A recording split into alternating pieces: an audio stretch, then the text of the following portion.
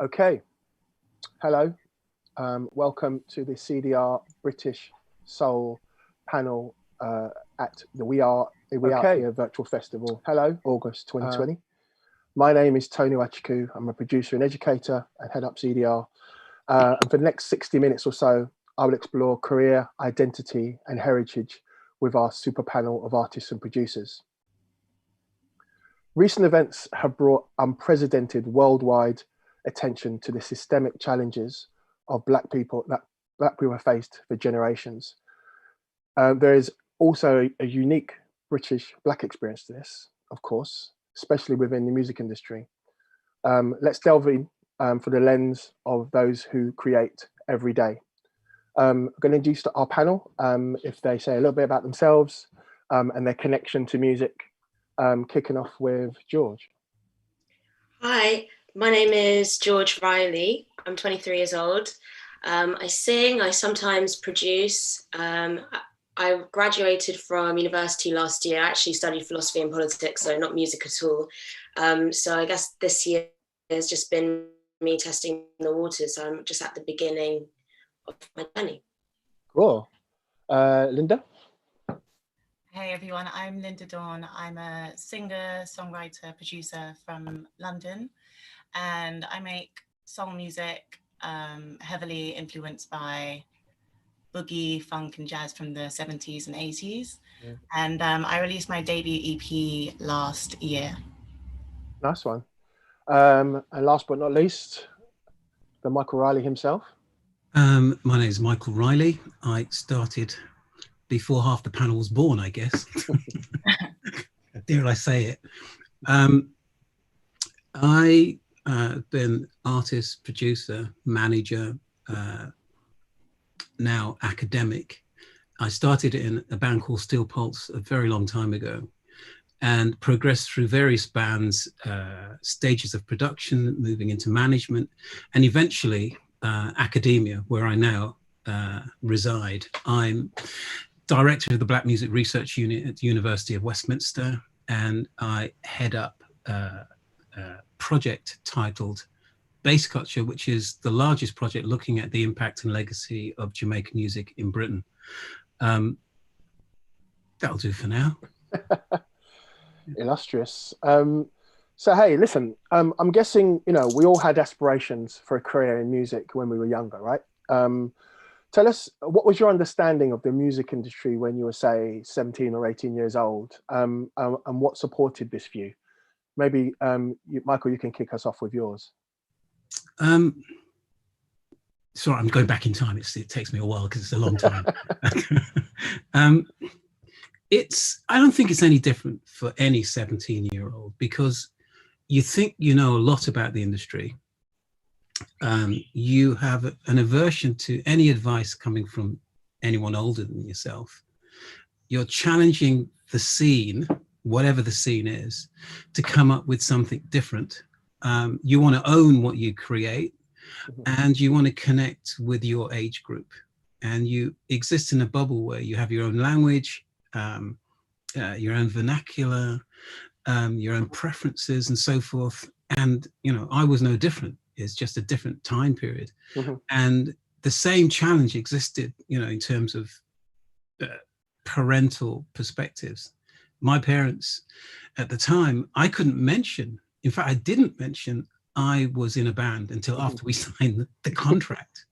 The whole time I'm sneaking off to do rehearsals, to be part of the band. I've got an apprenticeship that I have to pass at the same time, but the calling was music, and it was relentless and powerful, and I had no choice. That's how it felt. I'm going with every fiber of my makeup, but I had to be smart about it, because back then in the 70s, I'm first generation Black British born. The Jamaican parentage was hardcore. We've not come over to have you fail. We've not paid that passage, worked in the snow to have you failed, and you have to do something serious. And music was just not considered serious, certainly not for certainly not the case for young Black males. It was not a career pathway that parents supported. Mm-hmm. Lynda, what about you? Yeah, I feel similarly. I mean, I was raised in a Nigerian household, but I was born in London, and my mom was definitely she didn't think music was a serious career to take. She wanted me to be like a lawyer or doctor, lawyer, engineer, or something like serious where there's like a stable like source of income. My dad, I guess he was also a guitarist. He was a musician as well, so I guess he understood me a bit more. But there's definitely that sense of worry, like, you know, they didn't want me to kind of get lost trying to seek for fame. And yeah, I guess at that time I was definitely a lot more naive and gullible, and I also thought I knew it all. And I was actually raised in the church. That's kind of where my spiritual education like kind of comes from, also my musical identity. So when I was 13, my mom knew I wanted to sing, but I was super shy, so she dragged me along to church and she forced me to join the church choir amongst like all the aunties and uncles and like seasoned musicians and seasoned vocalists. And that was definitely like, that was amazing for me because I was just like a sponge. I just soaked up so much, and I was able to learn about projecting and harmonies. And yeah, it was an amazing source of education for me. But I guess I kind of left church at the age of 18, and I was like, right, I know what I'm doing now. I get it. Like, and I guess I thought my trajectory would be a lot more linear. Like, I'm A, I need to get to B, and it shouldn't be that difficult. I should just be able to achieve it in about a year or so. And yeah, life isn't that straightforward, and neither was my journey in music. So there was definitely a lot more like meanders. And I guess at the age of 18, yeah, I started, I guess I started off professionally in music, doing like backing vocals as like a session BV. And then that kind of led me into doing a lot of songwriting as well, top line and kind of like behind the scenes for other artists and labels. And yeah, my journey was, it took a long time for me to get to where I am now. And it was definitely a journey of self-discovery as well. Sure. Yeah. George, about you?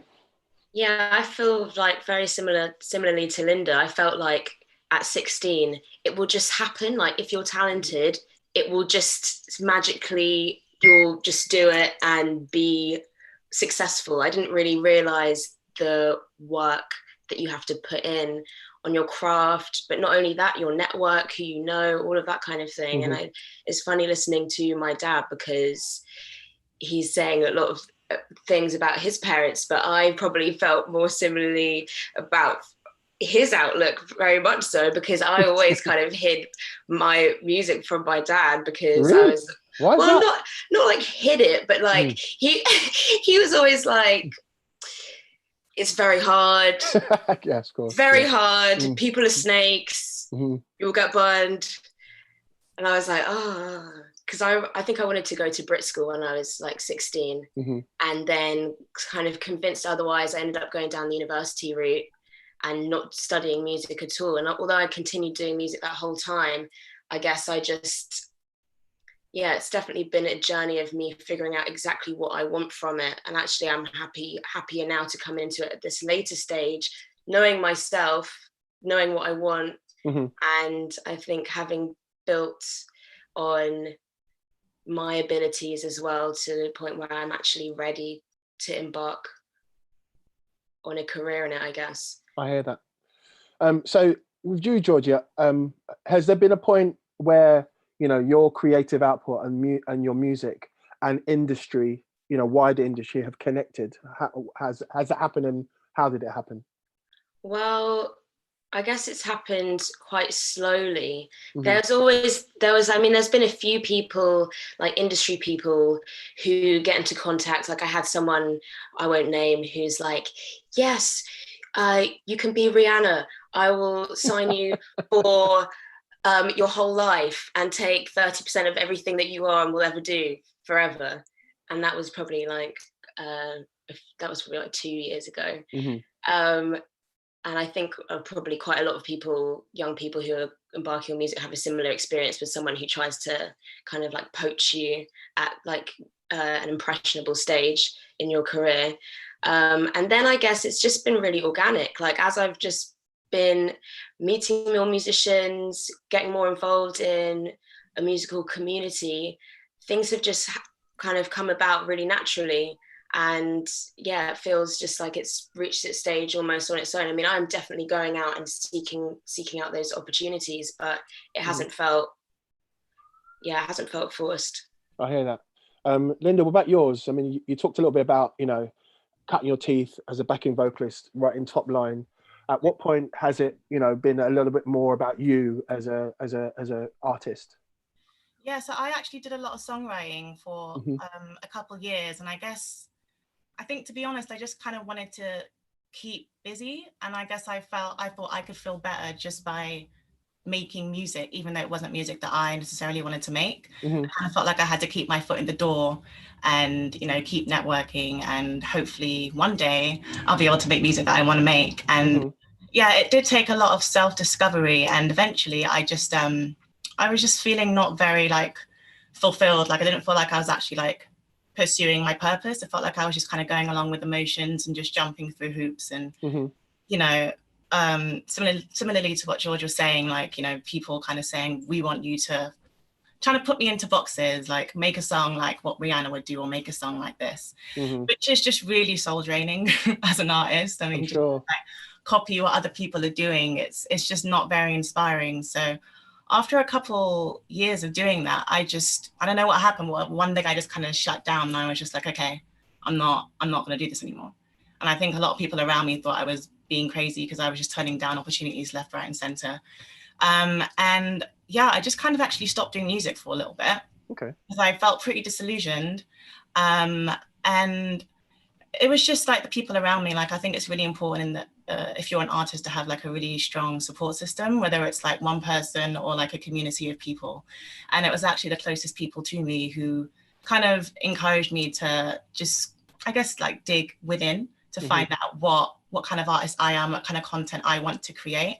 And yeah, it turned out that it wasn't really mainstream, and I was writing quite a bit of mainstream music, but what I wanted to do was the complete opposite of that. Yeah, and I guess I'm quite eclectic, so I need to really figure out what my style was as an artist and who I wanted to be in the music that I wanted to make. I kind of had to narrow that down. And then, yeah, it was basically my brother who helped produce my EP, and my partner. So just a really small circle of family who know me and like understand my vision and help me create that. So I think I'm very blessed to have had that support system around me. Amazing.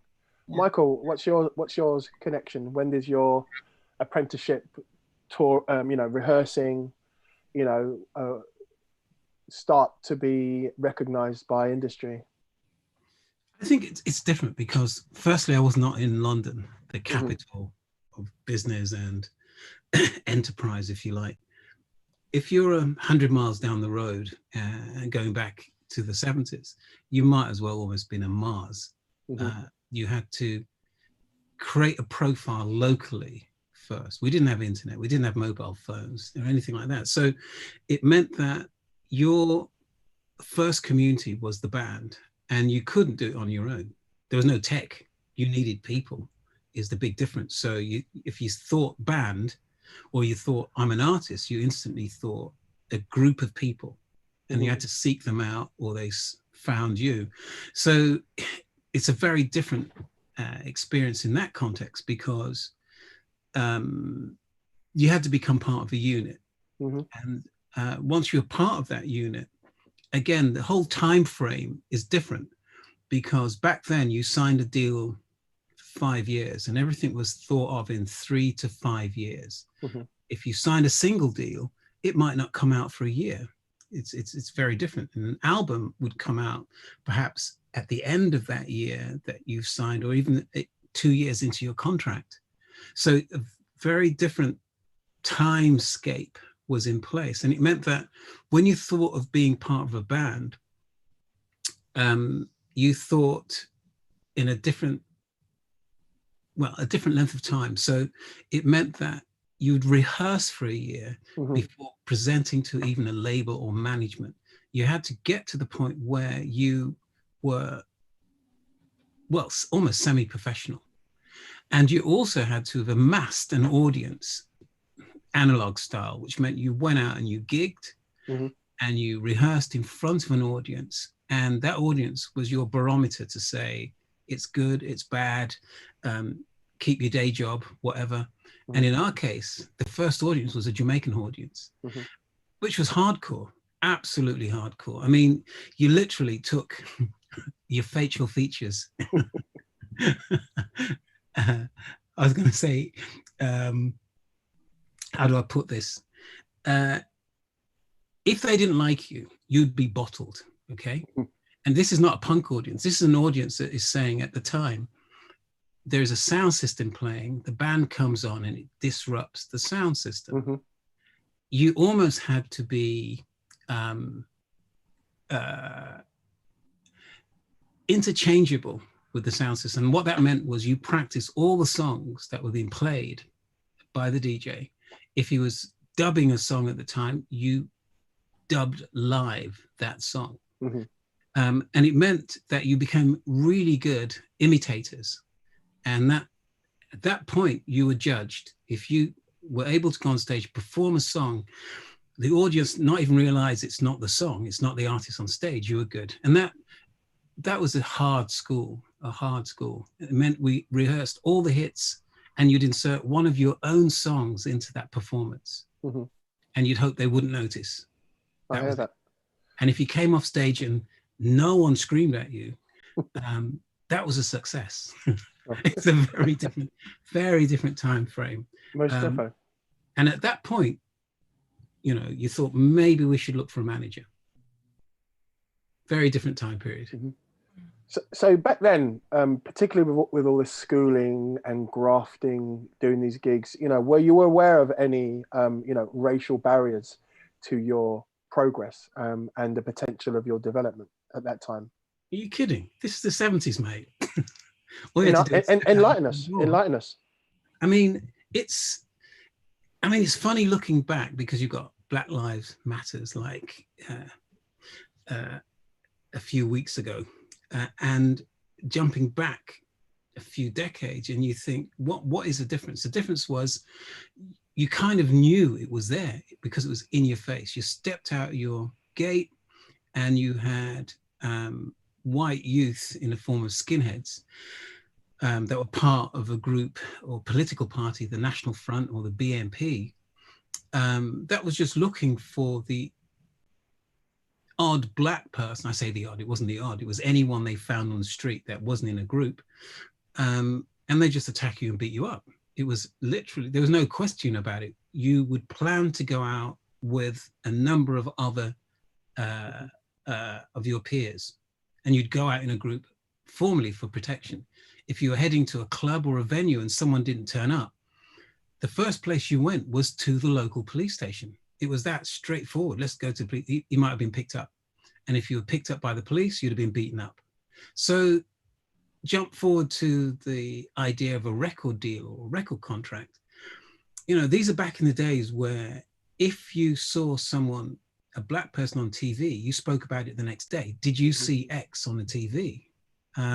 In terms of artists, we had one main program, and that was Top of the Pops. And that was your reference point. And the music we were making, we were not making to be on Top of the Pops. Our reference points were quite narrow. I was in a reggae band. Our reference was Bob Marley. That was the most successful act.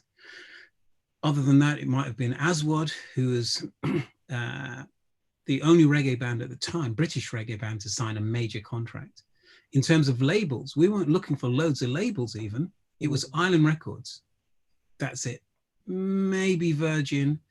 And then everything was down a lesser label from that point. And it meant you were competing with the very best artists in order to get that deal. Very, you know, every time I think about it, the challenge, I'd like to say it was more difficult, but it was very, very different to what it is now. And in terms of that deal and the relationship in the record companies, we understood that there was only room for one act. That was it. Could we be that act? Mm. And it was made absolutely clear from the press. You didn't see any bands like us in the press. It was not played on radio, just pirate stations and sound systems. And there were no really skilled managers within the community. Everyone was a hustler. Mm-hmm. So again, it was very clear, you're going to be ripped off. The only question was how much. And then lastly, it was how long could you survive this before you had to take up a job? So everyone had a job because music just didn't pay. Mm-hmm. Interesting. George, what's your take on,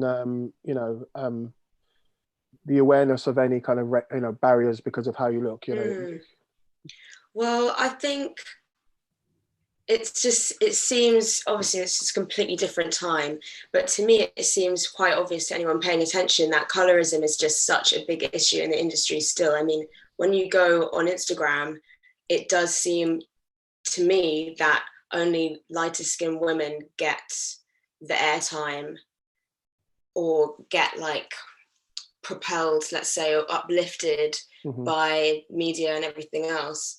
And I guess I've just been quite conscious of that. I don't know whether you'd say the same, Lynda, of how like my music will be perceived given my mixed identity and the way that I look.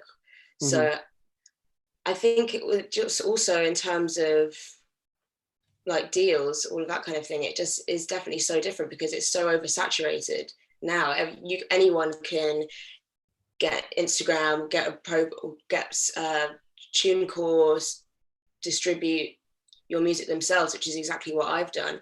And I feel like labels aren't giving out those big deals to everyone at all. It's kind of like maybe you get £5,000, £10,000 here to like propel the little piece that you're doing. And maybe they help you a little bit for that period, but they've also got another 15 artists that they're doing the same thing with. So you don't really get the attention that maybe you would have done back then. So yeah. I hear that. Lynda, what's your take on this? Yeah, I mean, I think I haven't personally, I don't know of any instances where I've, experienced any discrimination, and that's kind of held me back in music.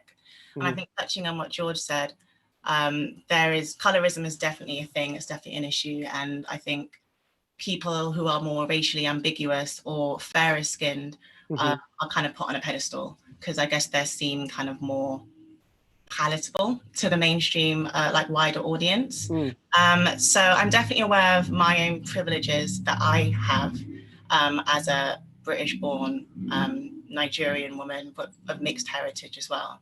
But yeah, I can't tell you of any situations where I've experienced any discrimination based on my heritage. I mean, I don't know if there's been kind of conversations like behind closed doors, but there hasn't been any like in your face racism that I've ever experienced. So I guess that I can kind of attest that to my own privilege. I hear that.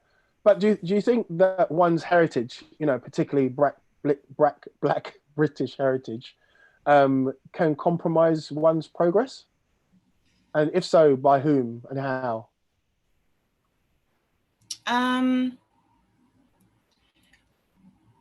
Well, that's a tough one. I don't know. Like, could you explain a bit more what you mean by that question?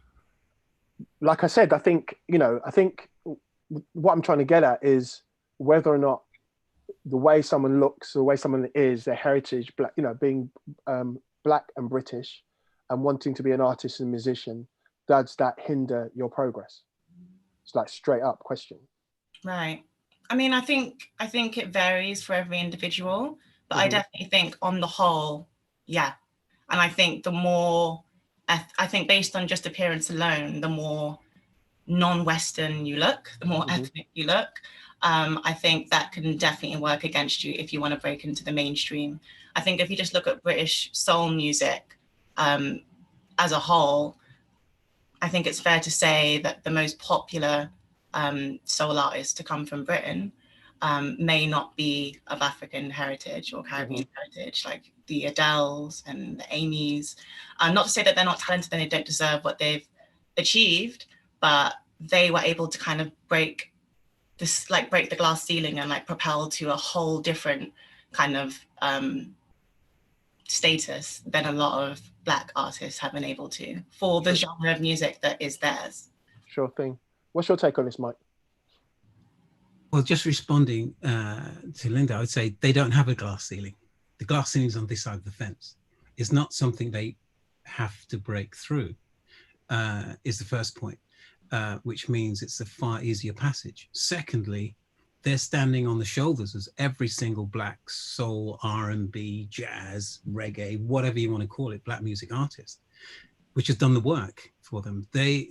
Those artists from the Black community have forged the pathway, developed the various genres, scenes, and whatever, that have allowed these artists to have a platform, a musical platform. Furthermore, I was in a press office a very long time ago, and the head of the press office said to me, look, what you need to understand about promoting music and an audience is that an audience buys into an image of themselves. So the instant you have an artist that looks like the audience, that can communicate a music from wherever, it's more likely that that audience will buy into that music. So if you have a format that the audience is already enamored with, that they already like, and it really doesn't matter what area of Black music you want to bring to the table, if that artist, that white artist, is able to communicate that music in a way that, if you were blindfolded, just for example, you'd ask a question, is that a Black artist? If the artist is able to do that, they will be successful because they're not crossing over. They're simply appealing to an audience that looks like themselves. Switch the lights on and you see it's a white artist. That is a bonus for that individual, because the question then to the general community and the media is, oh my God, that white artist sounds so good. And what they're really saying is they sound Black. Right? For a Black artist to sound Black, it's not a bonus. It's expected. It's normal. You don't get any extra props for being in tune or hitting the notes, or necessarily being good. It's expected of you. And that might sound odd, but in an industry where it's so competitive, that is really an important edge, or disadvantage, depending on how you want to look at it. And so we're in an industry that has learned not to come out and say things bluntly. We want the culture. We like the entrepreneurial inventiveness that comes out of the Black music community. We just don't necessarily want you.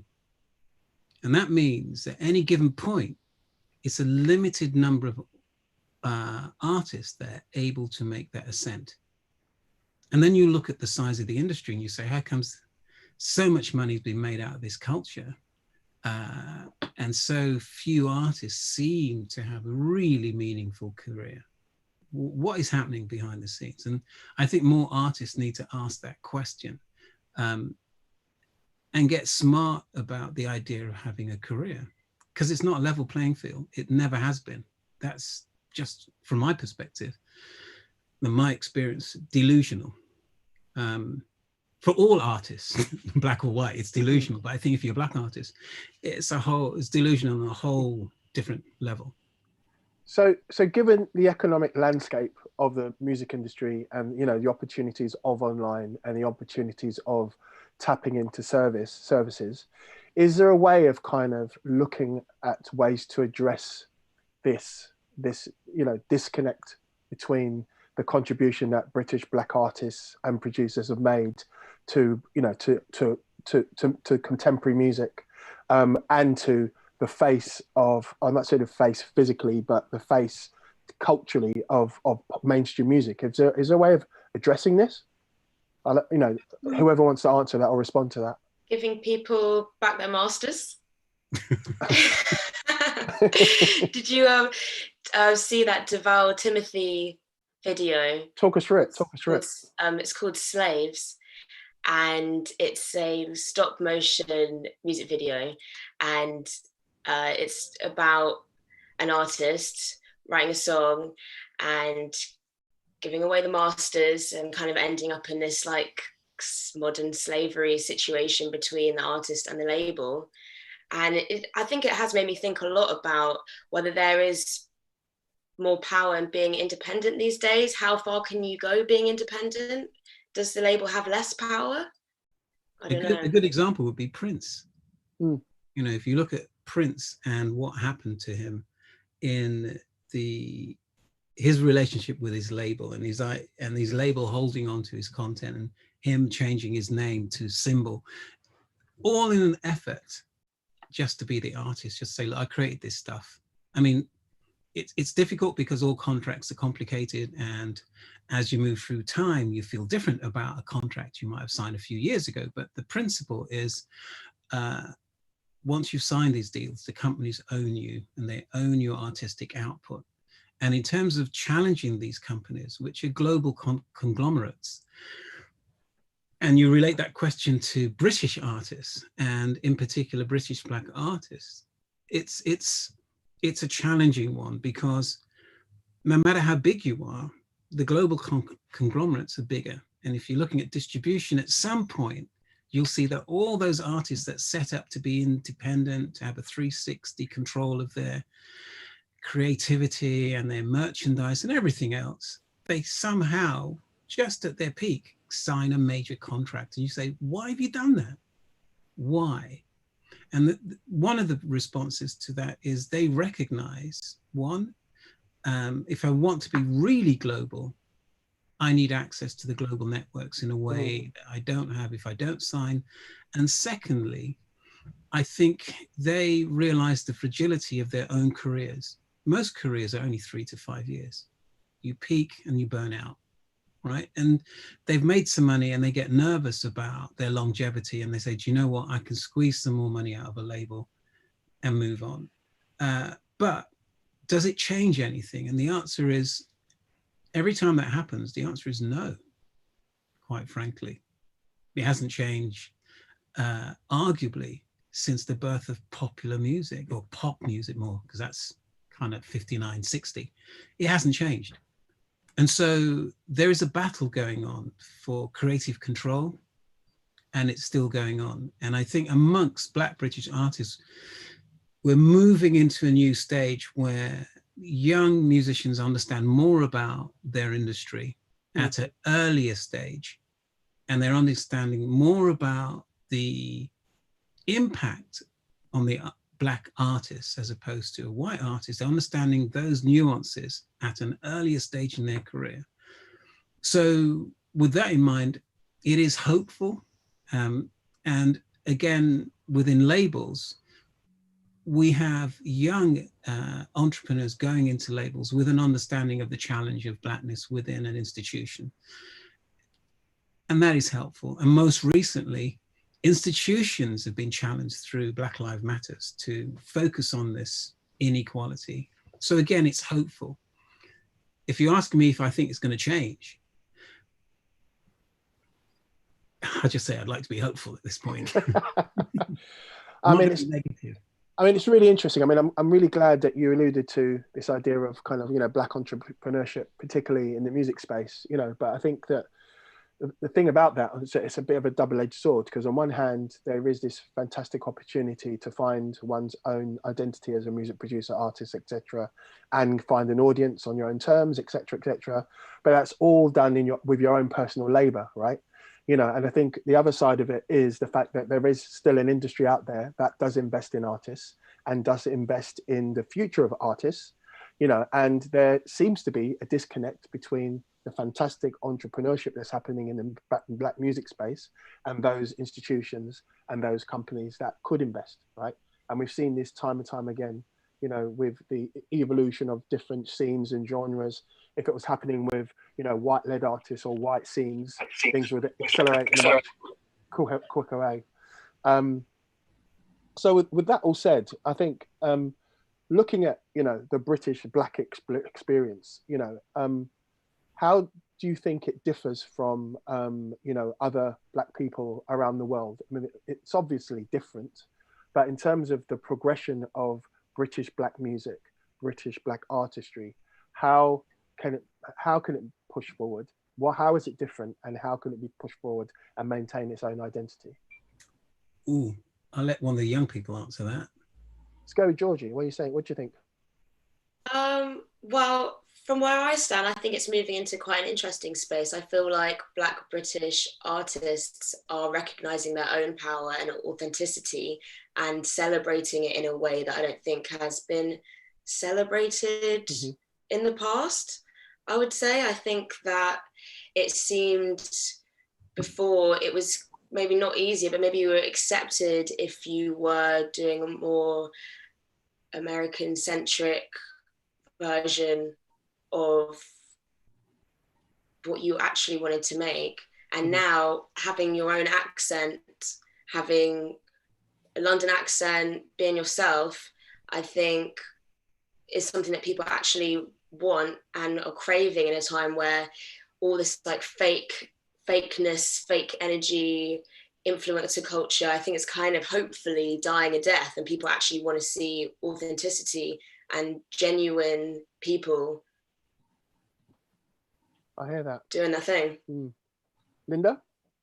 Yeah, I agree. I think in the past couple of years, you've definitely seen, particularly in Black British music, there's been kind of been standing on our own feet and not really looking towards what America is doing or kind of copying what they're doing. In fact, America is definitely looking at what Black British artists are doing for inspiration and for the new wave. So I think we're definitely on the right path. And I think just if we continue to kind of break barriers and also just, you know, we've definitely found our own voice now. And yeah, I think we're definitely on the right path. Cool. So I guess there is merit to being British, right? Yes. Just to be clear. No, look, anecdotally, I was working with a master's student a few weeks ago, and the master's student is Korean, and they said, you do realize that we no longer reference America. And I said, what do you mean? She says, well, America stagnated about 5 years ago, at least. And the most creative space in Europe is London. And that's why we come to London to study music. And it was interesting coming from someone outside of the UK.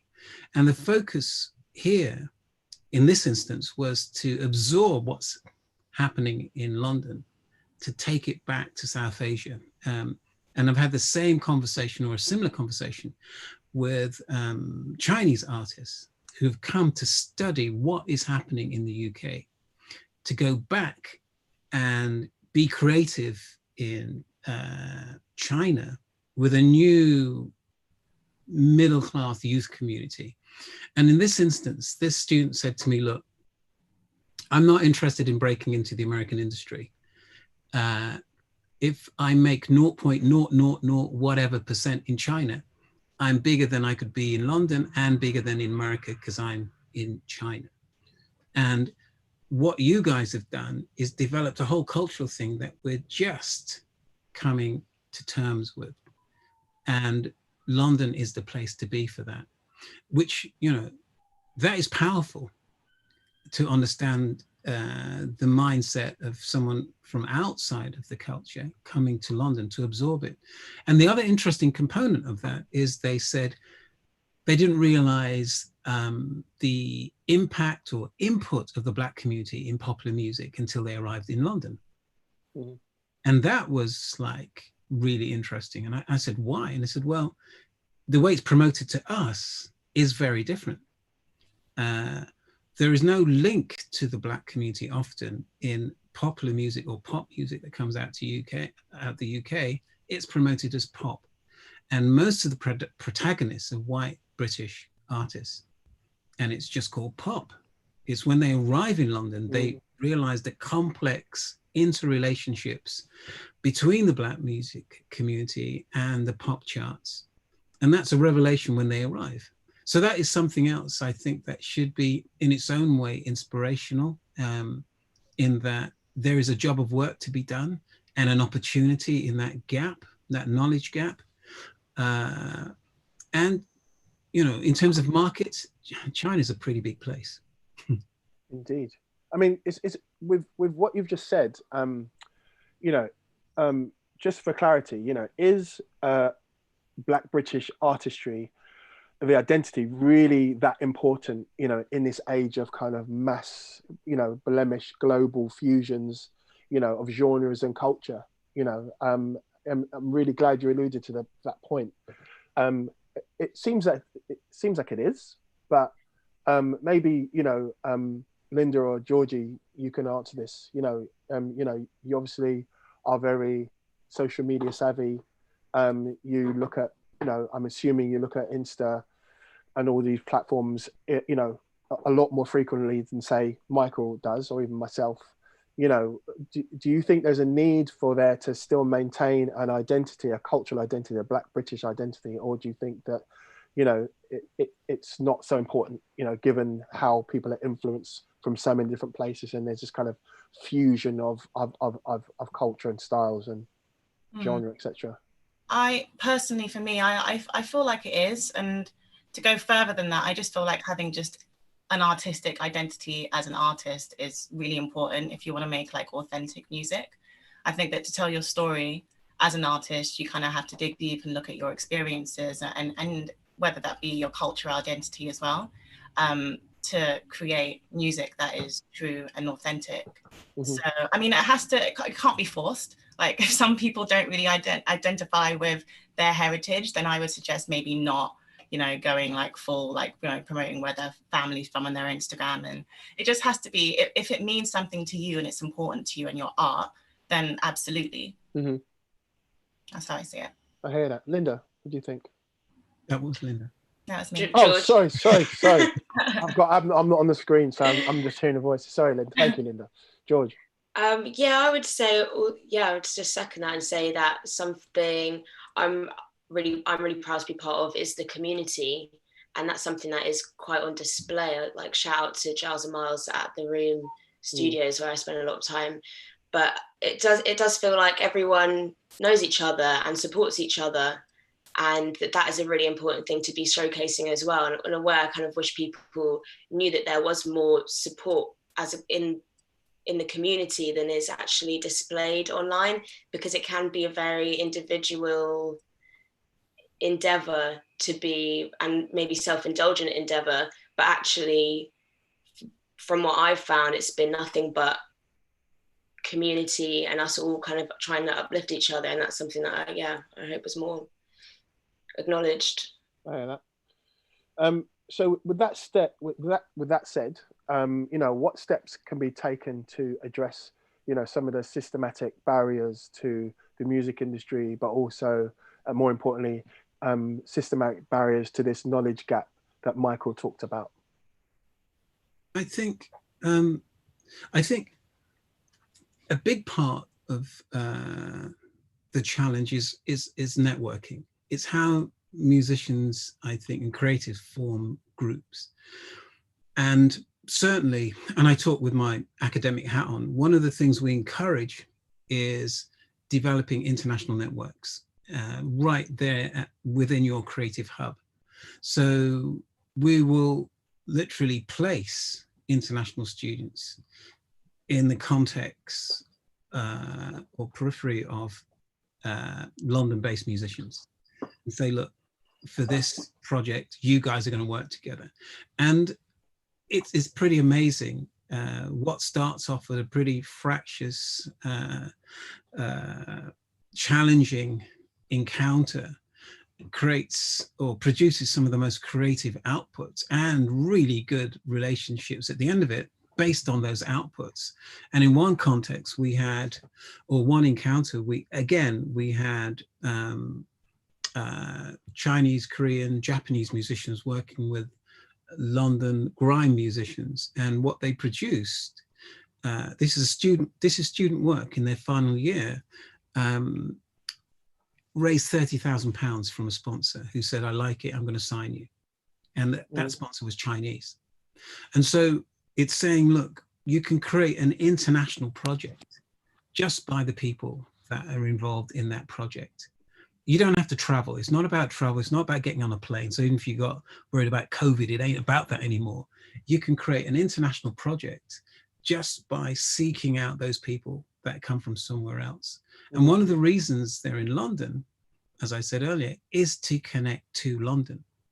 And that for me is really interesting. And I don't like the word even multicultural. I just think it's creatives coming together and recognizing that the key thing that they want to do is produce something unique.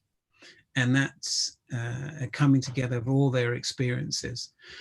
And in terms of breaking down that barrier, it's going to be the creatives that are going to break down that barrier. The industry is simply concerned with sales and income and turnover.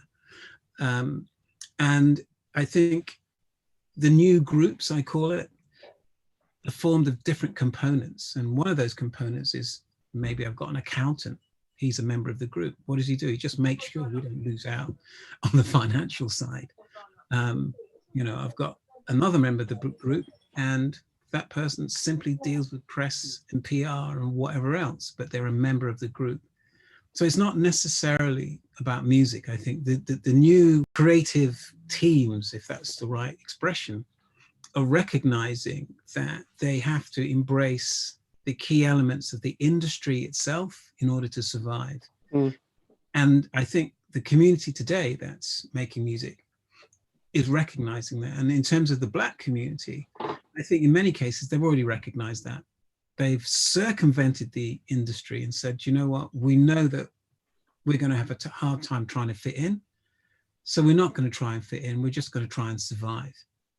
And that means they've embraced everything from sponsorship to setting up their own shops that sell any number of different items, not necessarily related to music. It's the entrepreneurial, I think, spirit in music that's going to move it forward. So with that said, do you think that there will be, you know, with this happening, in terms of industry, particularly with, you know, British music industry, I get the sense that apartheid is going to happen. You know, because it feels to me that there's this distinct, you know, line between an industry that is all about pop and the way pop music looks and how it's monetized, and, you know, the cultural innovation and the independence of Black British artists.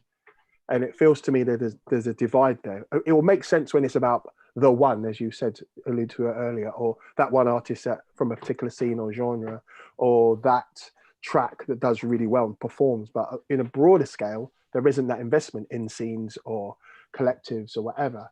So it almost feels to me that there will be apartheid.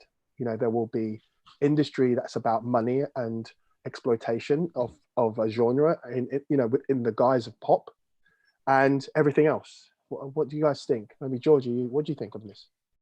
Yeah, I think, I mean, I saw something recently. It was like the stats of who has the top jobs in the industry. And obviously Black women is like, I can't remember what percent, but you can imagine it was like 1% or something really negligible.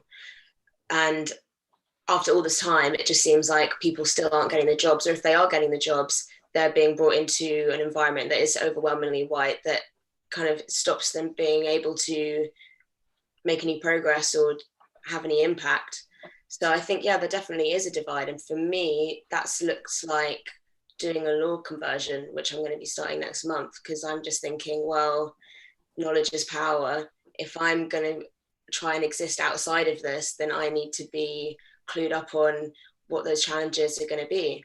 And what the challenges are going to be for the people around me in my circle as well. Lynda, what do you think? Yeah, I agree. I mean, I think the narrative is definitely very divisive at the moment, and I think the media is kind of like fanning the flames a little bit. And yeah, I do think there's a lot of division in just across the board, politically and in the arts as well, of course.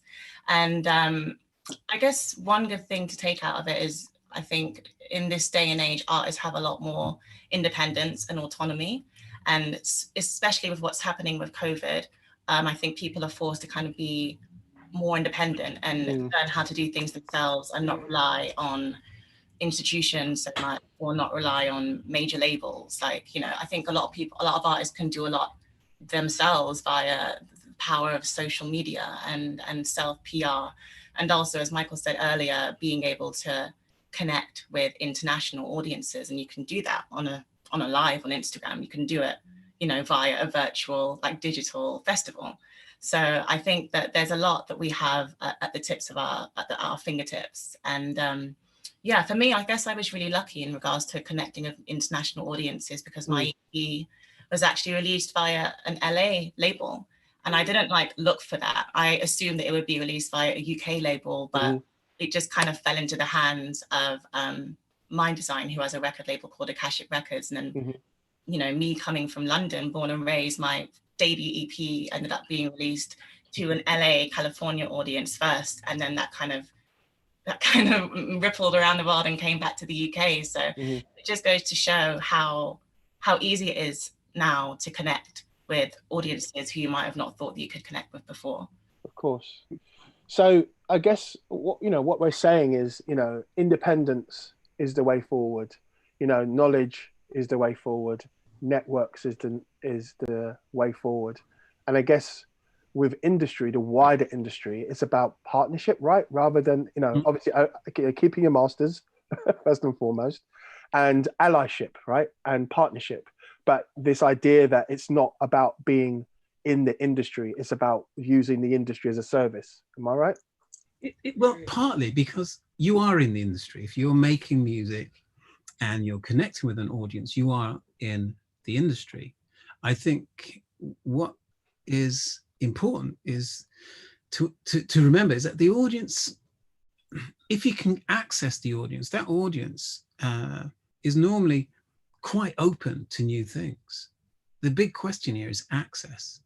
And the audience, if exposed to new things, will generally are pretty good judges of, you know, quality, and will buy into that.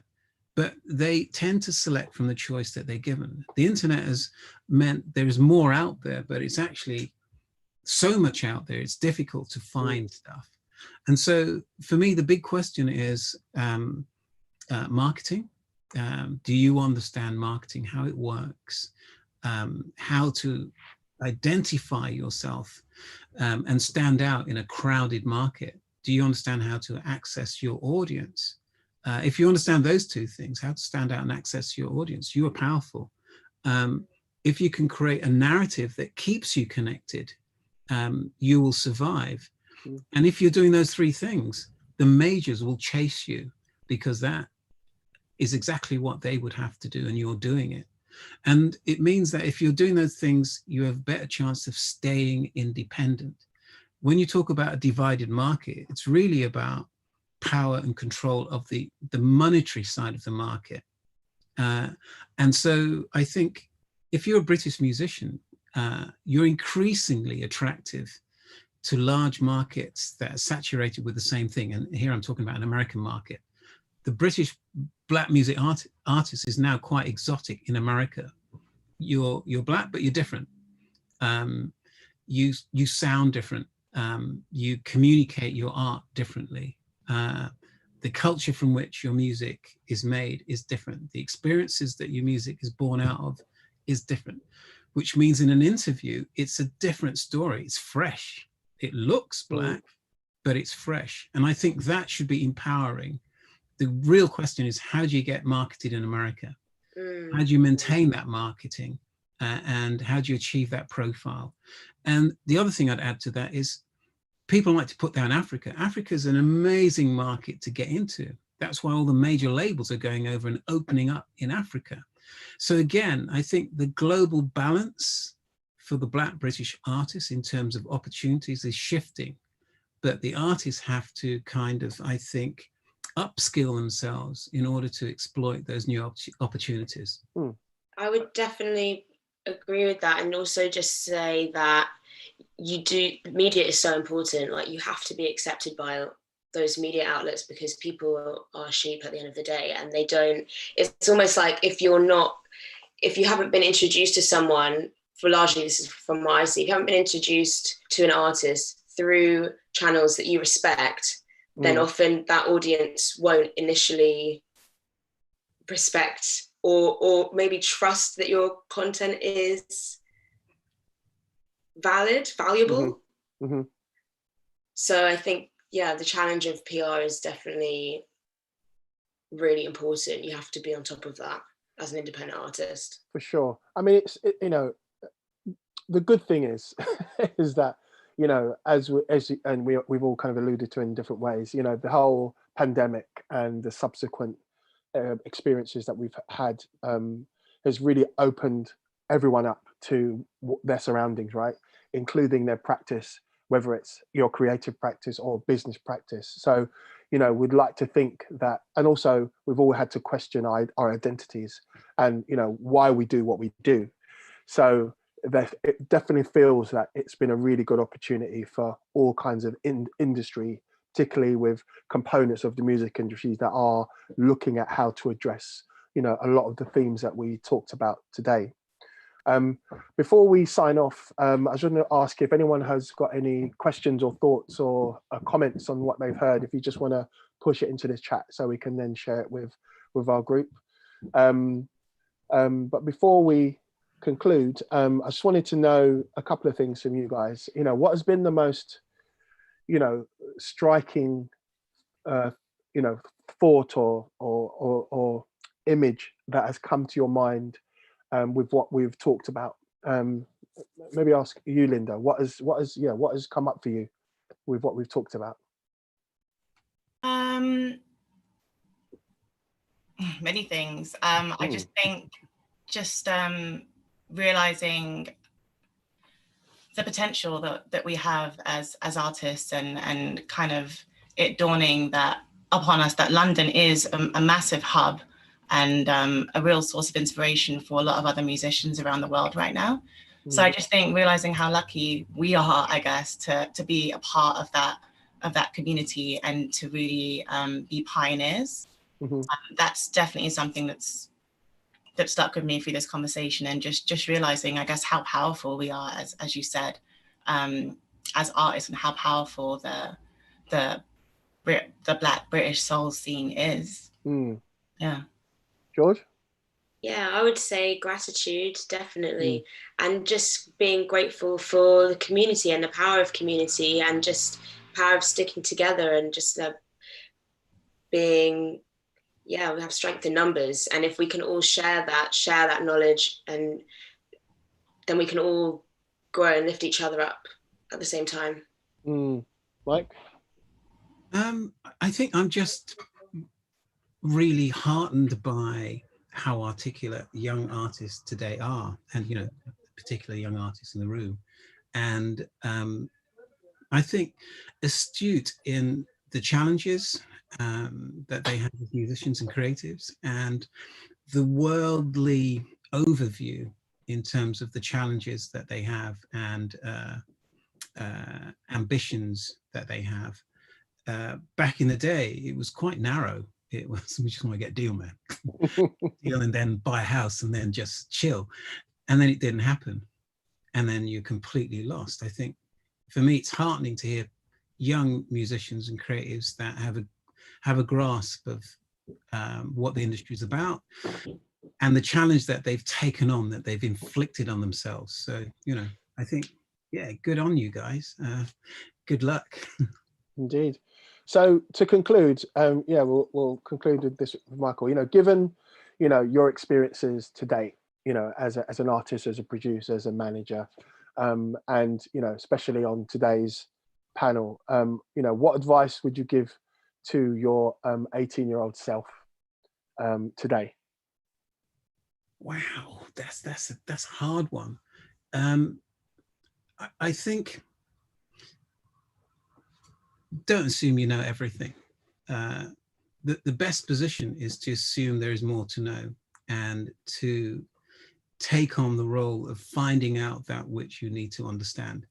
The instant you think you've learned everything there is to know about the industry, and it doesn't matter whether it's producing a song, getting it signed to a label, or promoting it, or touring it, the instant you assume you've arrived, you're at risk of losing it all. And the other thing you know, I say to my 18-year-old self is, this doesn't last very long. It's just a moment. So what am I going to do in the next moment? And I have to think about, I don't want to say plan B, because that sounds like it's doing something else. But I think you have to think about how you grow what you have. How do you grow it? You know, how does it evolve into something else? Because if you don't, there'll become a point where you write that song and you can't see how to follow it up with another song. You know, so it's a hard one. As a creative, it's keeping your eyes wide open the whole time. And I think that in itself is a challenge, but you know, yeah, that's what I would say. Yeah. What say you, Lynda, to your 80-year-old self? I would say to my 18-year-old self to be fearless and trust in the process and trust in your talent. And you know, it's not going to be easy, but don't let that kind of dissuade you. And you know, don't compare yourself too much to your peers, because that's definitely something that I struggled with when I was young. I was very impatient and was always kind of like, why is this person doing so much better, and why is this so easy for that person? But you know, at the end of the day, we're all on our individual journeys, and you don't know what people are going on, what's going on for people behind the scenes, especially on social media, because it's just everyone kind of like, it's a show reel for everyone, just showing all of their highs, but you don't really see the lows so much. So I think it's just really important to create your own lane and, you know, not trying to please everybody else, because as an artist, for me personally, it took me a while to kind of silence all the voices of everybody else saying, you should do this, or trying to put me in this box, or compare me to all these other people. And as I said before, it was a road of self-discovery and realizing what kind of art I wanted to create. So I just think it's important for any young artist right now to, you know, just look within and just kind of figure out what content they want to share with the world and what their musical identity is. So yeah, and also just have fun with it, because creating art is such a beautiful thing. And I think I was really impatient, so I just wanted to get from A to B. And I think the journey is part of the whole overall experience. So, you know, creating art is a beautiful thing, and it doesn't always have to be gloom and doom and anxiety. You know, you can have fun with it. Most definitely. Yeah. George? Lynda, you took the words right out of my mouth. I would just say, realize your strength. I feel like as a Black woman making music, you're just always, as you said, put down, put in a box, made to feel like things are really difficult, like they're unattainable. And I just wish I knew then, as you're saying, just like what my strength is and being unique, being there's only one of me. That is a truth worth telling. Nice one. So George, Lynda, Mykaell, thank you so much for your time, wisdom, contributions, perspectives on British soul. This has been the British Soul panel. Thank you for joining us. Hope you find it insightful. Let us know, either on socials or however you want to get to us. Just to give you a heads up, at 8 o'clock, we have the next section of our CDR program further we out here for Virtual Festival, which is OPN, a DJ set of works in progress submitted by you guys, producers, artists in the community. Thanks. See you soon. Thank you. Can I have your camera? No.